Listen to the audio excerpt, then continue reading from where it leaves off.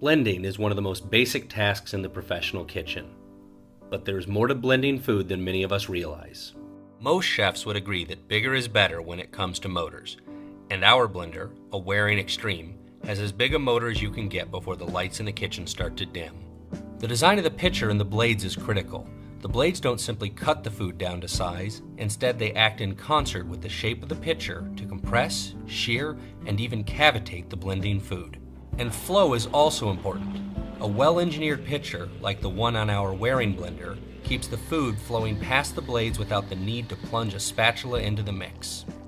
As you can clearly see here, liquid at the top of the pitcher is being pulled down by the blades before being cut and flung out to the sides of the pitcher. This is efficient blending. A final factor is the durability of the blades. A solid professional blender forges its blades from exotic steel alloys that are extremely hard, keeping the edges sharp even after grinding the toughest foods down to size. Really hard, durable foods strain the motor and work to dull the blades. An extreme example is grinding wood chips into small fragments for our kitchen smoker. A lesser blender would overheat before getting the job done and the blades would quickly dull. But not everything in the kitchen needs such brute force. Sometimes it's better to use a bit of finesse and turn down the speed of the blade to do the best job, like for our olive puree. A clever and fast way to remove pits from olives for making tapenades or purees is by blending them on the lowest setting. Blend the olives with no liquid for about 30 seconds, or until the pits are completely clean. Working on the lowest setting allows you to chop through the meat of the olive, but not crack the pit into shards. Once you have blended the olives for about 20 to 30 seconds, you can empty them out into a container and separate out the undamaged pits.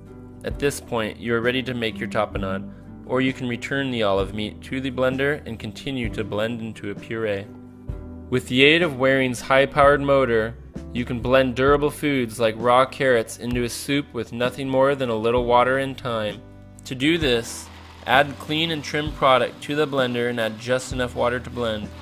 Once the food begins to cook from heat created by friction, it is only a matter of minutes until it becomes a velvety smooth puree. But blenders can only puree something so fine, so blending for long periods of time will not yield an increasingly fine puree. However, the longer you blend the puree, the more the flavor will develop and change as it becomes hotter and further reduced.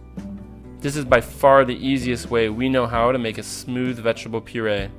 In order to blend something like peanuts, which seem very dry but contain a large amount of oil, it is important not to blend too quickly. You will also need to consider the volume you are blending. Too little and the peanuts are flung to the sides and never make contact with the blade. Too much and the peanuts will stop flowing and the blades will free spin, at which point you will then need to scrape down the sides over and over, and this can become a huge waste of time.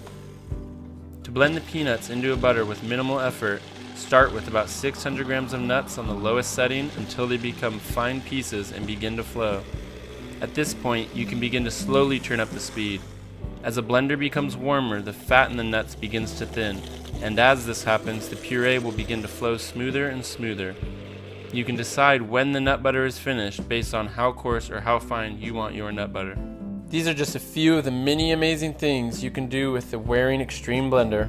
With its powerful motor, excellent blade design, and lasting durability, the Waring Xtrem is a great addition to any commercial kitchen.